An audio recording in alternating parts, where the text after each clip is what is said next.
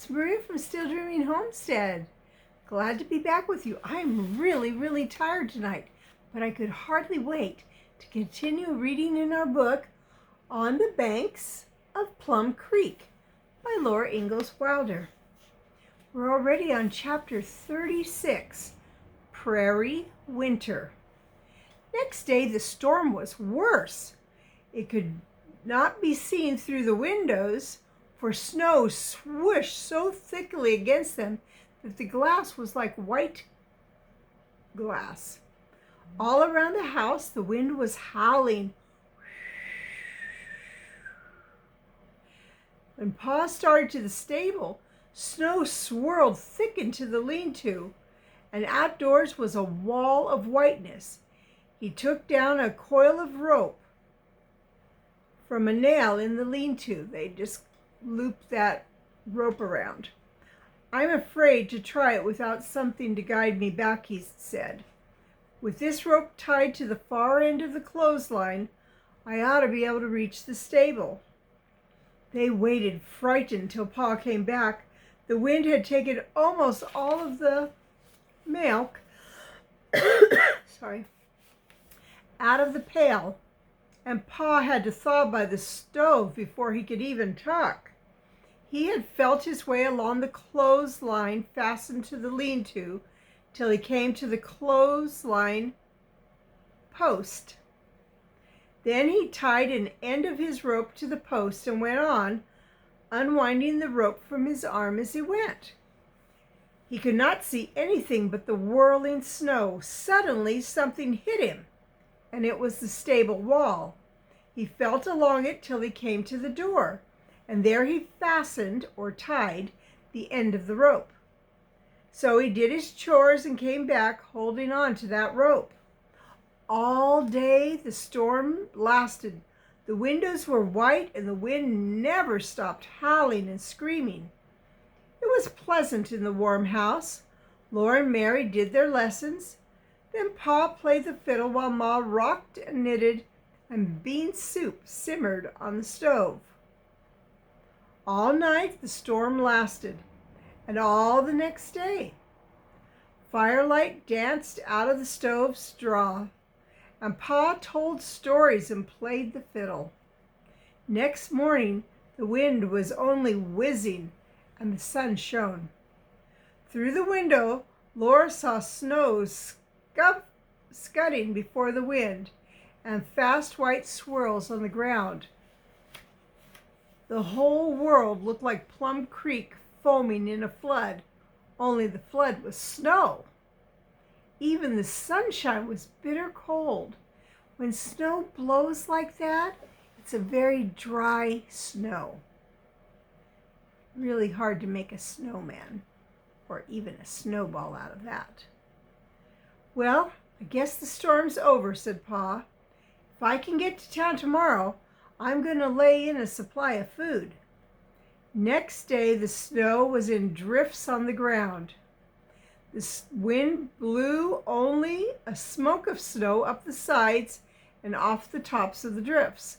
Pa drove to town and brought back big sacks of cornmeal, flour, sugar, and beans.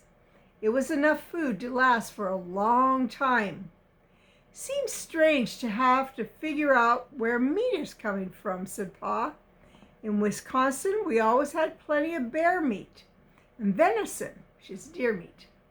And in Indian Territory, there were deer and antelope, jackrabbits, turkey, and geese, all the meat a man could ever want. Here there are only little cottontail rabbits." "We will have to plan ahead and raise meat," said Ma. "Think how easy it will be to fatten our own meat where we can grow such fields of grain for feed." "Yes," Pa said. "Next year we will raise a wheat crop for sure."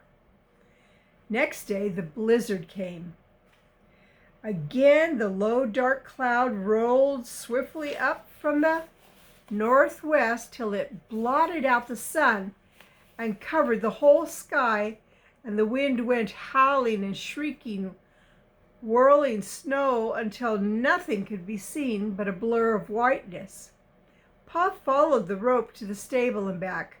Ma cooked and cleaned and mended and helped Mary and Laura with their lessons. They did the dishes, made their beds, swept the floors, kept their hands and faces clean, and neatly braided their hair. They studied their books and played with Carrie and Jack. They drew pictures on their slate and taught Carrie to make her A, B, and C's. Mary was still sewing a 9-patch quilt block. Now Laura started a bear's track quilt. It was harder than a 9-patch because there were bias seams, very hard to make smooth. Every seam must be exactly right before Ma would let her make another, and often Laura worked several days on one short seam. So they were busy all day long, and all the days ran together, with blizzard after blizzard. No sooner had one blizzard ended with a day of cold sunshine than another began. On the sunny day, Pa worked quickly, chopping more wood, visiting his traps to see if he got anything, pitching hay from the snowy stacks into the stable. Even though the sunny day was not Monday, Ma washed the clothes and hung them on the clothesline to freeze dry. That day there were no lessons. Laura and Mary and Carrie, bundled stiff in thick wraps, could play outdoors in the sunshine. Next day, another blizzard came, but Pa and Ma had everything ready for it. If the sunny day was a Sunday, they could hear the church bell. Clear and sweet it rang through the cold, and they all stood outdoors and listened. They could not go to Sunday school. A blizzard might come before they could reach home. But every Sunday they had their own little Sunday school. Laura and Mary repeated their Bible verses. Ma read a Bible story and a psalm. Then Pa played hymns on the fiddle and they all sang. They sang, "When gloomy clouds across the sky cast shadows over the land, bright rays of hope illume my path, for Jesus holds my hand."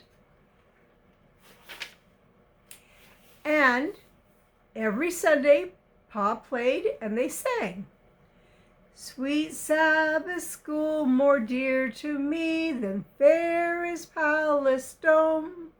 My heart e'er turns with joy to thee, my own dear Sabbath home." Well, sounds like they're having a really cold winter. Do any of you live in a place that gets lots of snow? We don't get very much snow here. Once in a while we do, but not too often. It doesn't last very long. If you get snow where you live, what do you like to do in it? Leave me a comment and let me know. I would love to know what you do.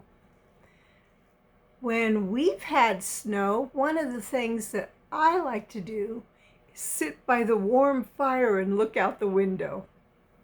But I think that's because I'm a grown-up. When I was little, I used to like to try to make a snowman when we got snow. All right, it's Maria from Still Dreaming Homestead. I want to pray blessings on you and on yours, in your house and out of your house, and the day and the night. Whatever you do, keep dreaming. Good night, and God bless you.